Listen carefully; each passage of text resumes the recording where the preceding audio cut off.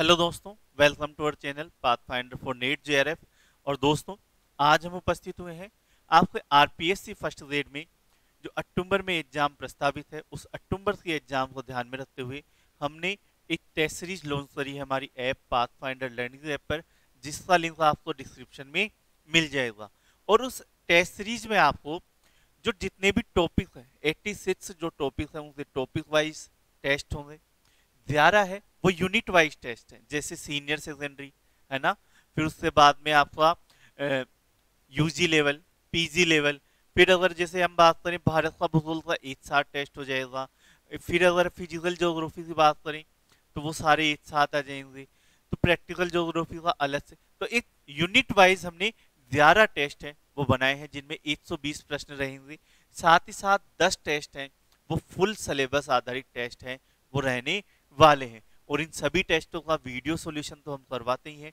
और ये आपका भारत के भूगोल का जो लगभग 11वें नंबर का टेस्ट है, उस टेस्ट का हम सॉल्यूशन यहाँ पर कर रहे हैं। और आपको टेस्ट की पीडीएफ है वो भी यहाँ पर अवेलेबल होती है। और दोस्तों, पूरे शेड्यूल में जो हमने इस तरह से कर रखा है, जो आपका शेड्यूल है वो आप नीचे डिस्क्रिप्शन में लिंक दिया हुआ है, वहां से पूरा शेड्यूल है वो प्राप्त कर सकते हैं। और उस शेड्यूल को हमने 30 सितंबर तक आपको ये सभी टेस्ट हैं जिनसे व्याख्या सहित, पीडीएफ सहित ये सारा कंप्लीट जो सिलेबस है वो वहां पर कंप्लीट करवा देंगे पूरे टेस्ट के साथ। तो हमारे टेस्ट है वो टाइमिंग से चल रहे हैं, 10 जुलाई से ये स्टार्ट है और आपके लिए मात्र 499 रुपीज में ये अवेलेबल है। ठीक है, जो भी दोस्त इसे लेना चाहते हैं वो आप हमारे जो नीचे डिस्क्रिप्शन में लिंक दिया हुआ है वहां से जाकर ऐप डाउनलोड करके इसे ले सकते हैं, परचेज कर सकते हैं। और निश्चित रूप से आपको इसमें फायदा मिलने वाला है, क्योंकि सभी टॉपिक्स को कवर किया गया है और उनका वीडियो के द्वारा सॉल्यूशन भी करवाया जा रहा है। तो चलिए देखते हैं क्षेत्रफल की दृष्टि से जो हमारा ये भारत के भूगोल का सामान्य परिचय का टेस्ट था, उसमें हम पहला टेस्ट है उसका हम सॉल्यूशन करते हैं। पहला प्रश्न है, क्षेत्रफल की दृष्टि से भारत के राज्यों का सही क्रम है वो कौन सा है। तो अगर हम क्षेत्रफल की बात करें तो भारत में सबसे बड़ा राज्य है वो कौन सा है? उत्तर प्रदेश नहीं है, उत्तर प्रदेश जनसंख्या में है। क्षेत्रफल की दृष्टि से भारत का सबसे बड़ा राज्य वो राज्य है जिसमें हम रहते हैं, और वो कौन सा राज्य है? राजस्थान। तो राजस्थान है वो आपका सबसे बड़ा राज्य है। उसके बाद में मध्य प्रदेश आता है, फिर महाराष्ट्र आता है, और चौथे नंबर पर जो राज्य आता है वो कौन सा आता है? उत्तर प्रदेश आता है। तो इस आधार पर अगर हम देखें तो हमारा आंसर कौन सा सही हो जाएगा? डी, राजस्थान, मध्य प्रदेश, महाराष्ट्र और फिर चौथे नंबर पर हमारा उत्तर प्रदेश आता है। उत्तर प्रदेश जनसंख्या में पहले नंबर पर आता है। ठीक है, भारत में सबसे लंबी तट रेखा है कहां से है? कौन सी जो तट है जहां पे भारत की सबसे लंबी तट रेखा है? भारत की अगर हम बात करें तटीय राज्य की, ऐसे राज्य जो समुद्र से सीमा बनाते हैं, तो टोटल 9 राज्य ऐसे हैं जो समुद्र से सीमा बनाते हैं। यहाँ पे हमारा गुजरात आता है, फिर महाराष्ट्र, फिर गोवा आ जाता है, कर्नाटक, केरल। ठीक है, तो इसे हम बोले तो गुजरात, महाराष्ट्र, गोवा, कर्नाटक,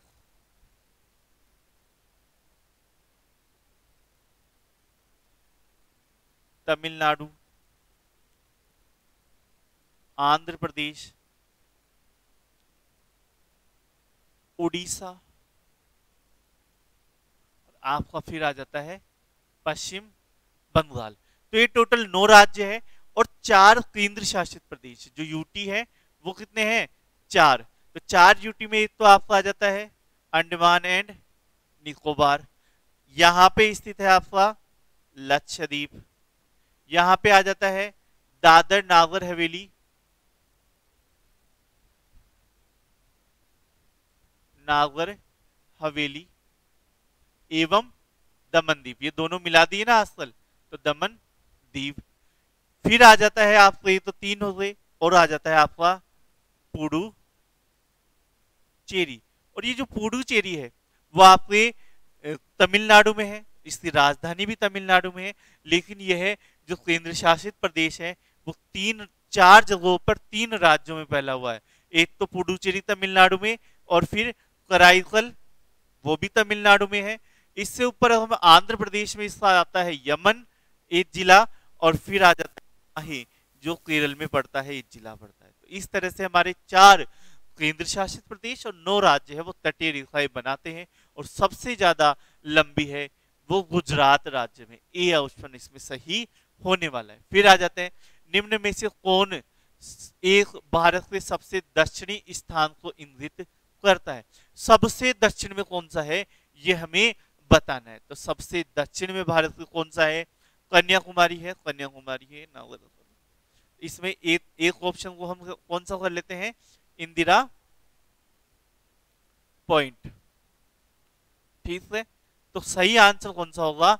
सी आंसर हो जाएगा आपका इंदिरा पॉइंट। कन्याकुमारी भी सही है, अभी हम देखते हैं। अगर हम भारत की बात करें तो ये अपना भारत है,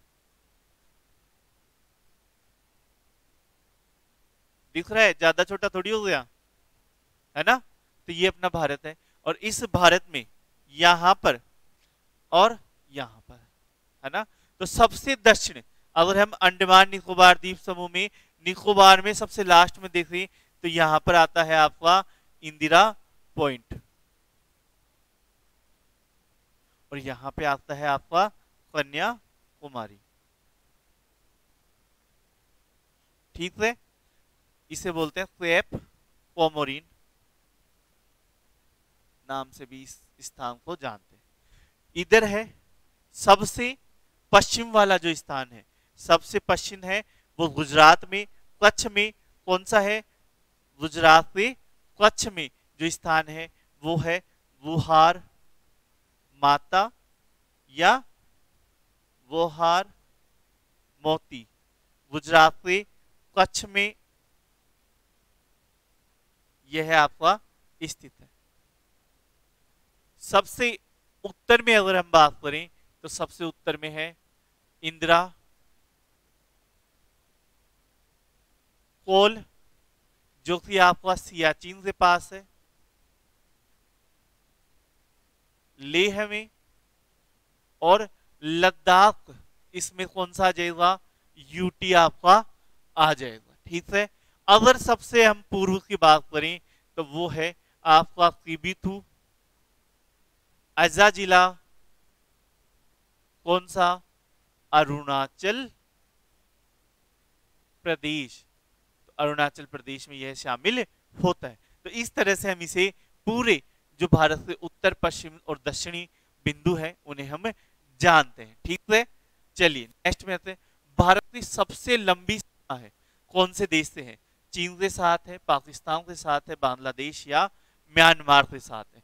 तो भारत की टोटल 7 देशों से सीमा लगती है ना, स्थलीय, और 2 देशों से आपकी समुद्री पड़ोसी देश है, वो कहलाते हैं समुद्री सीमा हम बनाते हैं।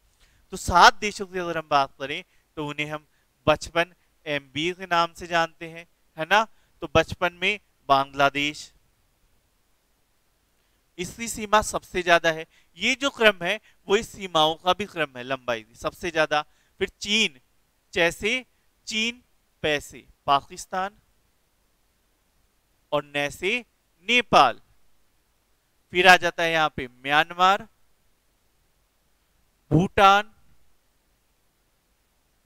और लास्ट में आ जाता है आपका अफगानिस्तान। समुद्री पड़ोसी देश।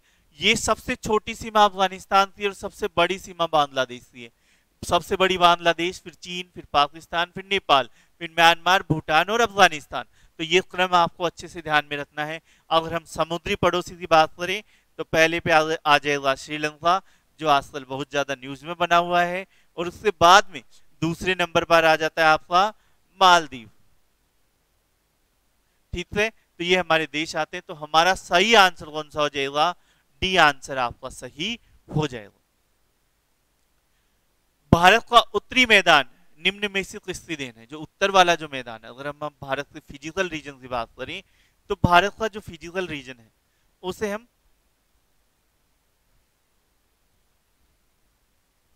इस तरह से बांट सकते हैं। तो भारत के फिजिकल रीजन में ये जो पर्वतीय प्रदेश है उत्तर का, वो कौन सा है? हिमालय। फिर यहां पर आ जाता है आपका मैदान, गंगा, ब्रह्मपुत्र, सिंधु, इन नदियों से बना हुआ। नीचे आ जाता है आपका पठारी प्रदेश, और ये क्षेत्र है प्रायद्वीपीय पठारी प्रदेश, और इधर तट एवं द्वीप समूह। तो आपसे ये जो मैदान है, उत्तर वाला मैदान, ठीक है, ये किस वजह से बना है, कौन सी क्रिया हुई जिस वजह से इस मैदान को बनने में सबसे ज्यादा सहायता मिली है, तो वो प्रक्रिया है वो कौन सी हुई है? हिमालय के उत्थान से बना है, पर्वत से निकलने वाली नदियों से, दक्षिण से पठार से निकलने वाली नदियों से, या इनमें से कोई नहीं? तो ये मैदान है, हमें पता है ये मैदान सिंधु, ब्रह्मपुत्र और गंगा इन नदियों से मिलकर बना हुआ है। तो इसमें ये नदियां कहां से निकलती है? हिमालय से। तो सही आंसर कौन सा हो जाएगा? बी आंसर इसमें सही हो जाएगा। नेक्स्ट प्रश्न हम देखते हैं, भौगोलिक विस्तार के अनुसार विश्व में भारत की स्थिति कौन सी है?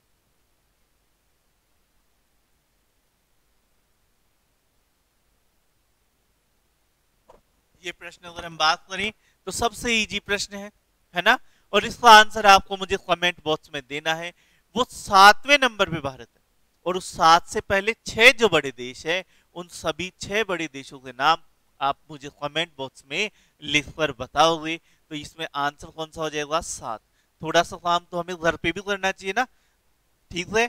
तो वही होमवर्क के रूप में आपके लिए है, कमेंट बॉक्स में मुझे बताना कि जो 6 बड़े देश हैं भारत से वो कौन से हैं, ठीक है? जो 6ठे नंबर पे वो ऑस्ट्रेलिया है, ठीक है? अब तो 5 ही बताने, ठीक? चलो, भारत का देशांतरीय विस्तार लगभग कितना है? भारत का देशांतरीय विस्तार 31 है, 27 है, 28 है या 29 है? तो अगर हम देखें तो 30 डिग्री हम लगभग मानते हैं, 31 पर हम नहीं जाएंगे क्योंकि वो 30 से थोड़ा सा कम है। तो हमारा आंसर कौन सा हो जाएगा? 29 डिग्री। देशांतरीय विस्तार से हम बात करें तो देशांतरीय विस्तार क्या होता है?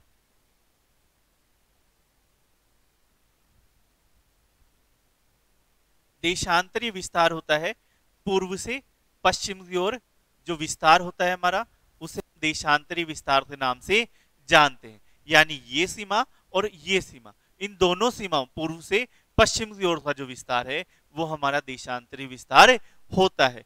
तो अगर हम बात करें भारत का जो पश्चिमी सीमा है वो 68 डिग्री 7 मिनट से प्रारंभ होती है। भारत की जो पश्चिमी सीमा है वो 68 डिग्री 7 मिनट पूर्वी देशांतर से प्रारंभ होती है और पूर्व में जाती है कहां तक?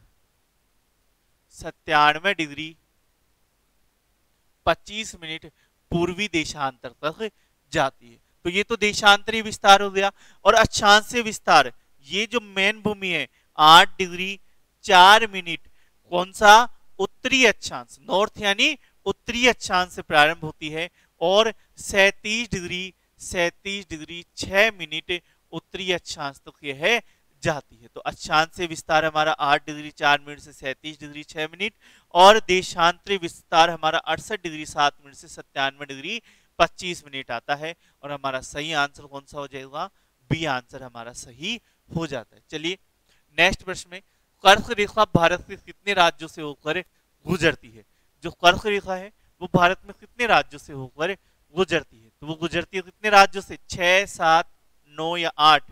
तो सही आंसर सी, 8 राज्यों से होकर गुजरती है। तो 8 राज्य कौन कौन से हैं ये भी हम जान लेते हैं दोस्तों। अगर हम इसमें बात करें राज्यों की तो पूरा मैप हमें बनाना नहीं है। कर्क रेखा है वो आपको यहां से गुजरती है, ठीक है? इसमें जो राज्य आते हैं वो कौन कौन से राज्य इसमें आते हैं? पहला राज्य कौन सा आया? गुजरात। यहां पे फिर एक छोटा सा हिस्सा आता है, राज्य तो बड़ा सारा है, भारत का सबसे बड़ा है राजस्थान। राजस्थान को बांसवाड़ा और डूंगरपुर जिले से, है ना, से गुजरती है, 2 ही जिलों से छोटी सी। फिर आ जाता है मध्य प्रदेश, एमपी। उसके बाद में आ जाता है आपका छत्तीसगढ़। फिर उसके बाद में आ जाता है आपका कौन सा? झारखंड। फिर उसके बाद में आ जाता है आपका पश्चिम बंगाल, ठीक है? फिर यहां पे आपका जो राज्य आता है वो कौन सा है? त्रिपुरा। और लास्ट में जो राज्य आता है वो कौन है? मिजोरम, ठीक है? तो आपसे 8 राज्य गुजरात, राजस्थान, मध्य प्रदेश, छत्तीसगढ़, झारखंड, पश्चिम बंगाल, त्रिपुरा और मिजोरम, और 8 राज्य आपके टोटल हो जाते। तो इन 8 राज्यों से गुजरती है कौन आपकी कर्क रेखा। अगर इसे हम शॉर्ट ट्रिप देखें तो शॉर्ट ट्रिप इसकी हो जाएगी राम मित्र ग्रुप झा छ, यानी जाता है, झा छ को हम जाता है, तो राम मित्र ग्रुप झा छ, रा यानी राजस्थान, एम यानी मध्य प्रदेश, मी यानी मिजोरम, त्रे यानी त्रिपुरा, गुजरात,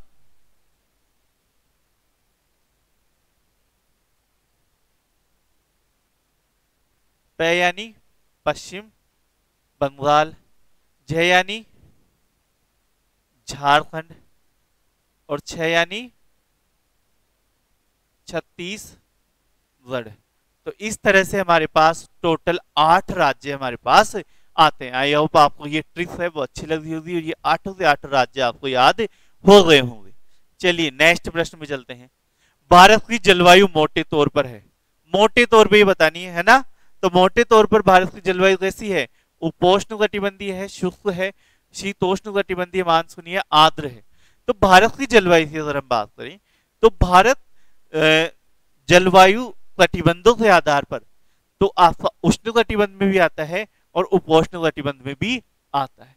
लेकिन भारत में जो जलवायु पाई जाती है वो ना ही तो उष्ण ना ही उपोष्ण। भारत की जलवायु कैसी पाई जाती है? उष्ण कटिबंधीय मानसूनी प्रकार की भारत में जलवायु पाई जाती है। कौन सी? उष्ण कटिबंधीय मानसूनी प्रकार की जलवायु पाई जाती है। सी आंसर सही हो जाएगा। फिर 10वां प्रश्न महत्वपूर्ण प्रश्न है, ठीक है। और अगर हम इसमें देखें, एक सेकंड रुकना।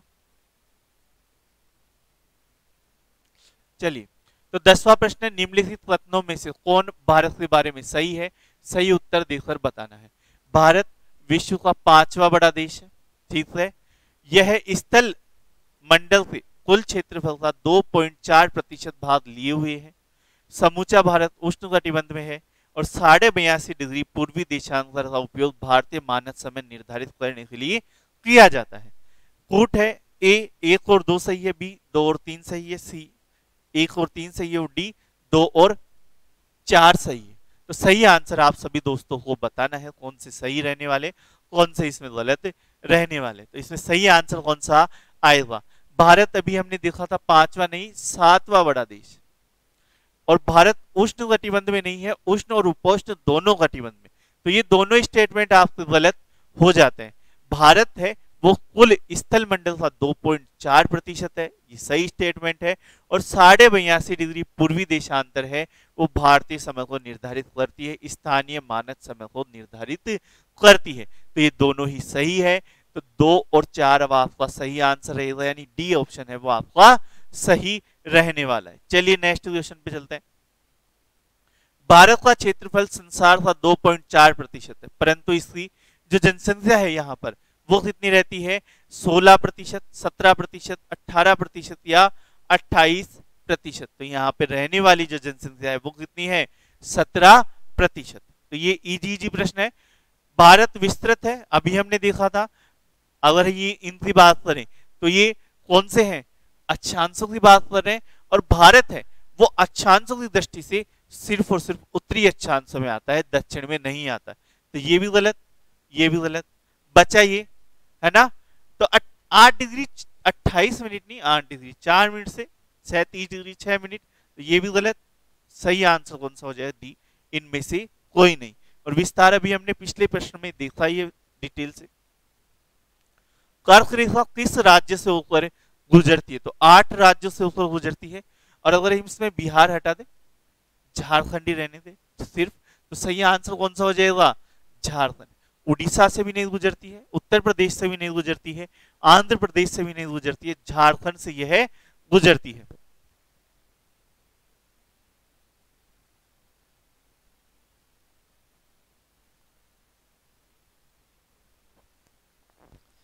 चलिए नेक्स्ट प्रश्न में चलते हैं। कौन सा महत्वपूर्ण अक्षांश भारत को दो लगभग बराबर भागों में विभाजित करता है? तो भारत से दक्षिणी अक्षांश तो गुजरता ही नहीं है, उसे बराबर भागों में कहां से विभाजित करेगा? 0 डिग्री भी नहीं गुजरता है। बात आती है 30 डिग्री और 23.5 डिग्री। तो 23.5 डिग्री कर्क रेखा जिसे हम बोलते हैं वो भारत से 8 राज्यों से गुजरती है और यह भारत को लगभग दो बराबर भागों में विभाजित करती है। ठीक है, भारत के मध्य से यह गुजरती है। तो डी आंसर इसमें सही हो जाएगा।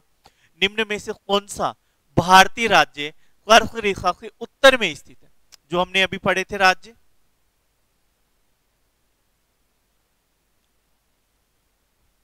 है ना, तो ऊपर वाला बनाने की जरूरत नहीं है। अगर हम देखें ये ये पूरी लाइन हमारी है एस कर्क लाइन 23.5 डिग्री उत्तरी अक्षांश है, और इस राज्य इससे उत्तर में स्थित राज्य हमें बताना है। तो झारखंड इस पर स्थित है, मणिपुर इस पर स्थित नहीं, मिजोरम इस पर स्थित है, त्रिपुरा इस पर स्थित है। ठीक है, मणिपुर यहां पर है जो इससे नॉर्थ में स्थित है। कहां पर स्थित है? नॉर्थ में स्थित है, उत्तर में स्थित है। तो सही आंसर कौन सा हो जाएगा? मणिपुर। देखो इस लाइन से जैसे राजस्थान का छोटा सा ही पोर्शन है वो यहां से गुजरता है, लेकिन गुजरता तो है, तो राजस्थान कर्क रेखा पर स्थित है। अब हो सकता है कि राजस्थान का बहुत सारा भाग है वो इससे उत्तर में स्थित है, लेकिन राजस्थान इससे उत्तर में नहीं है, राजस्थान इस लाइन पर स्थित है। ठीक है, जब इस लाइन पे बिल्कुल भी टच नहीं करेगा ना, और फिर वो राज्य या तो उत्तर या दक्षिण में स्थित होगा, तो वही उत्तर और दक्षिण में आएगा।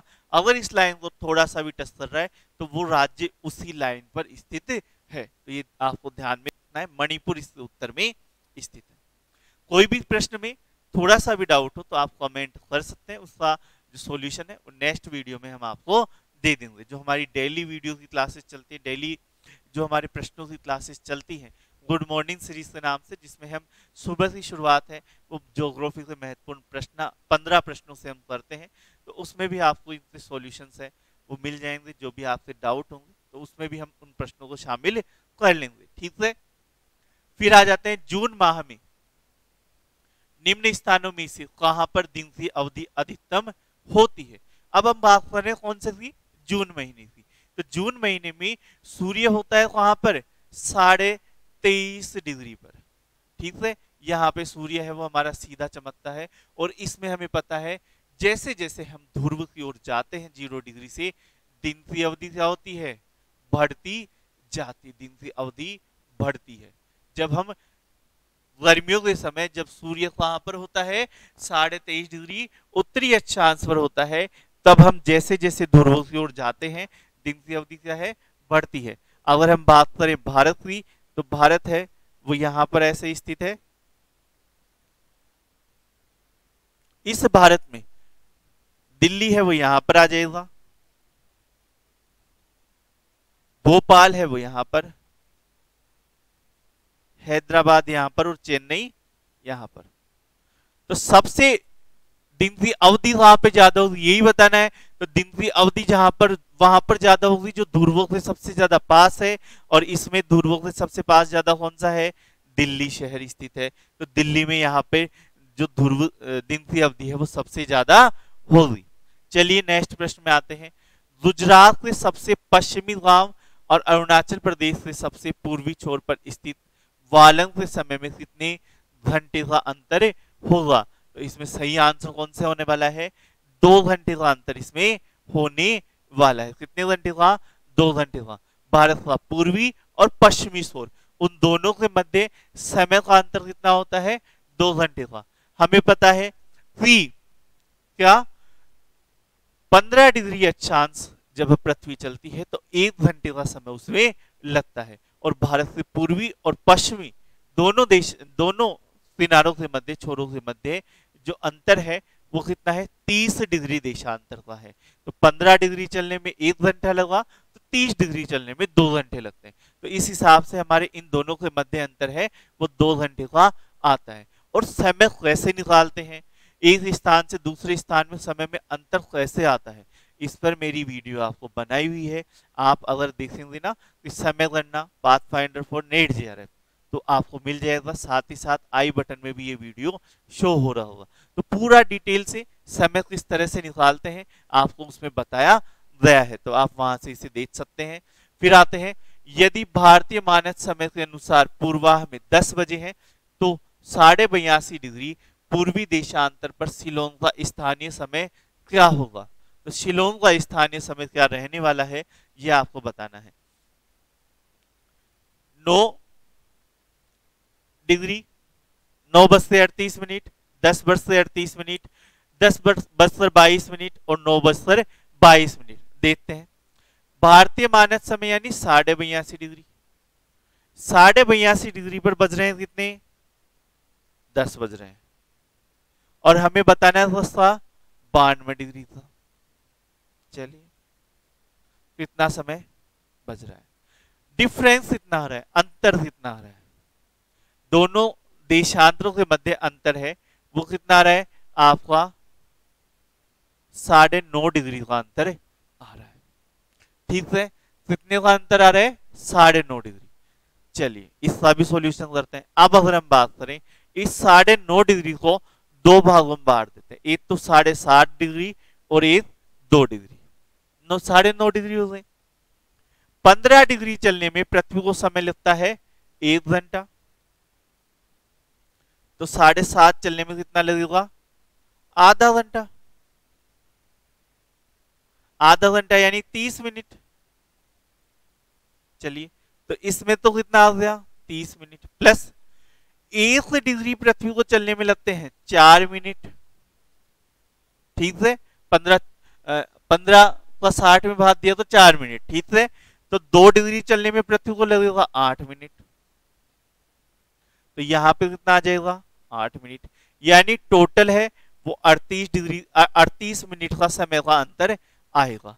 अब वो अंतर प्लस करना है या माइनस करना है, तो जब हम बात करें, जब हम दाईं ओर जाते हैं, दाईं ओर जब हम जाएंगे तो समय होगा प्लस, और जब हम बाईं ओर जाते हैं तो समय होता है माइनस। तो हम दाईं ओर जा रहे हैं तो समय क्या होगा, प्लस होगा, यानी जब हम पूर्व दिशा में जाते हैं तो समय क्या होता है प्लस। तो 10 बज रहे थे तो कितना हो जाएगा 10:38। सही आंसर कौन सा हो जाएगा, बी। ठीक है, बी आंसर आपका सही हो जाएगा। इसमें कोई भी डाउट हो तो जो वीडियो है वो है, और जो ऐप वाले स्टूडेंट है उनके लिए भी आपका ये वीडियो है वो ऐप पर डाल दिया जाएगा। ठीक है, फिर भी अगर कोई डाउट हो तो मुझे पूछ लेना। ठीक है, भारतीय मानक समय की याम्योत्तर नहीं गुजरती, याम्योत्तर यानी मानक समय रेखा। तो मानक समय रेखा भारतीय है वो कहां से नहीं गुजरती है, आंध्र प्रदेश, छत्तीसगढ़, महाराष्ट्र और उत्तर प्रदेश। तो आंसर कौन सा हो जाएगा, महाराष्ट्र।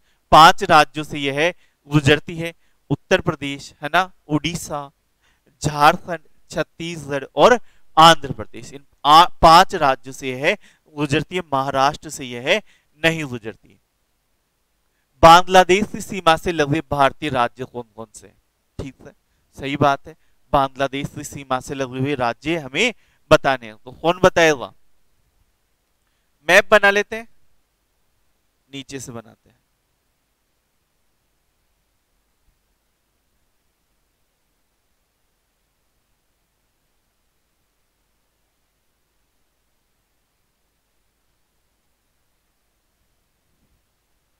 ठीक है, ये नीचे वाला पोर्शन हमारा कौन सा है, बांग्लादेश। ये कौन सा है, बांग्लादेश। अब इस बांग्लादेश की सीमा से लगे हुए राज्य है वो कौन कौन से, यहां पे पूरा आ जाता है आपका ये पूरा पोर्शन, पश्चिम बंगाल। ठीक है, इधर आपको आ जाता है मेघालय, ऊपर आ जाता है असम जो यहां से भी टच होता है और इधर भी। ये राज्य कौन सा है, त्रिपुरा। ठीक है, तो यहां पे कौन सा है, मिजोरम। तो आपका मिजोरम, त्रिपुरा, असम, फिर मेघालय, फिर असम और फिर पश्चिम बंगाल है वो बांग्लादेश से टच होते हैं। तो पश्चिम बंगाल सही है, नागालैंड गलत हो जाएगा, नागालैंड गलत हो जाएगा, मेघालय, असम, पश्चिम बंगाल, त्रिपुरा सही है, इसमें भी नागालैंड गलत, तो सी आपका ऑप्शन हो जाएगा। ठीक है, ये समझ में आ गया मैप अच्छे से, दिख रहा है ना सभी बच्चों को? चलिए दिख तो रहा है। नेक्स्ट पे आ जाते हैं। नेपाल के पड़ोसी भारतीय राज्यों का युग्म बताना है। अगर हम नेपाल की बात करें तो नेपाल के पड़ोसी जो भारतीय राज्य हैं वो कौन कौन से हमें ये बताना है। तो ये आपका कौन सा हो जाता है? नेपाल, है ना।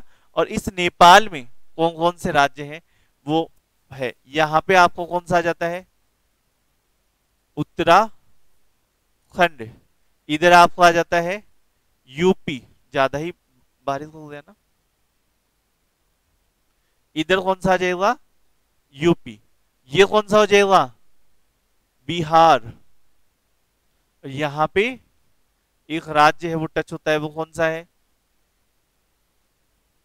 पश्चिम बंगाल। और ये सिक्किम। तो ये टोटल 5 राज्य हैं वो नेपाल से लगते हैं। अब सिक्किम और भूटान तो देश हो गया, सिक्किम बिहार लगता है, असम बिहार नहीं लगता है, उत्तर प्रदेश हरियाणा भी नहीं लगता है। बी आंसर है वो आपका सही हो जाएगा, बी वाला ऑप्शन है वो आपका राइट ऑप्शन इसमें रहने वाला है। भारत के किस प्रदेश की सीमाएं 3 देशों से, नेपाल, भूटान और चीन से मिलती है? तो अरुणाचल प्रदेश, मेघालय, पश्चिम बंगाल या सिक्किम। तो सही आंसर कौन सा हो जाएगा? सिक्किम। ये अपना सिक्किम है, यहां पे ऊपर कौन सा है? चीन, इधर भूटान, इधर नेपाल, और ये हमारा प्यारा सा क्या है? सिक्किम हो जाता है। नेक्स्ट प्रश्न देते हैं। भारत और चीन की उत्तर पूर्वी सीमा का सीमांकन कौन सी रेखा करती है? तो वो रेखा कौन सी है? आपकी डुरंड रेखा है, मैकमोहन रेखा, रेडक्लिफ या कोई नहीं? तो डुरंड रेखा है भारत और अफगानिस्तान, रेड क्लिफ है भारत और पाकिस्तान, मैकमोहन रेखा है वो भारत और चीन से मध्य है। इससे मध्य है भारत और चीन से मध्य। तो सही आंसर कौन सा हो जाएगा आपका? बी आंसर आपका सही हो जाएगा। डुरंड लाइन किसके साथ सीमा बनाती है? बर्मा, नेपाल, तिब्बत या अफगानिस्तान? तो सही आंसर कौन सा हो जाएगा? अफगानिस्तान के साथ डुरंड रेखा सीमा बनाती है। नेक्स्ट प्रश्न देते हैं। भारत के निम्नांकित राज्यों के समूह में से कौन सा समूह पाकिस्तान से सीमा बनाता है? तो पाकिस्तान से लद्दाख यूटी, जम्मू कश्मीर यूटी, पंजाब, राजस्थान और गुजरात सीमा बनाते हैं। तो जम्मू कश्मीर, हिमाचल प्रदेश नहीं बनाता, पंजाब, जम्मू कश्मीर, राजस्थान, गुजरात, यह है आपका सही हो जाएगा। हरियाणा भी नहीं बनाता, हिमाचल प्रदेश भी नहीं बनाता, तो बी ऑप्शन आपका सही रहने वाला है। नेक्स्ट तो लास्ट प्रश्न है आज का, है ना। तो इसमें कौन सा हो जाएगा? असम भूटान और बांग्लादेश की सीमाओं से लगा हुआ है, सही है या गलत है? तो असम है वो भूटान और बांग्लादेश इन दोनों ही राज्यों की सीमाओं से लगा हुआ है, तो सही आंसर हो जाएगा, सही है ऑप्शन। पश्चिम बंगाल भूटान और नेपाल की सीमाओं से लगा हुआ है, पश्चिम बंगाल है वो भूटान और नेपाल की सीमाओं से भी लगा हुआ है। मिजोरम बांग्लादेश और म्यांमार दोनों की सीमाओं से लगा हुआ है, सही है। तो सही आंसर कौन सा हो जाएगा? ए ऑप्शन आपका सही हो जाएगा, तीनों ही प्रश्न सही है। इसे हम देख लेते हैं, डायग्राम तो बनाएंगे या नहीं बनाए? बना लेते हैं थोड़ा ना।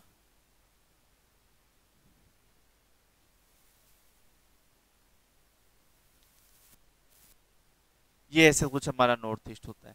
अब इस पूरे नॉर्थ ईस्ट में अगर हम देखें तो ये आपका पश्चिम बंगाल हो जाता है, ये आपका सिक्किम है, जो पश्चिम बंगाल है वो यहां तक फैला हुआ है, सिक्किम यहां तक है, ठीक है।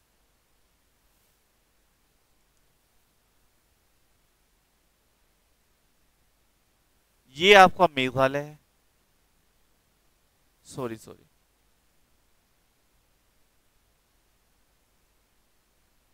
ये आपका मेघालय है, यहां पे आपको आ जाता है त्रिपुरा,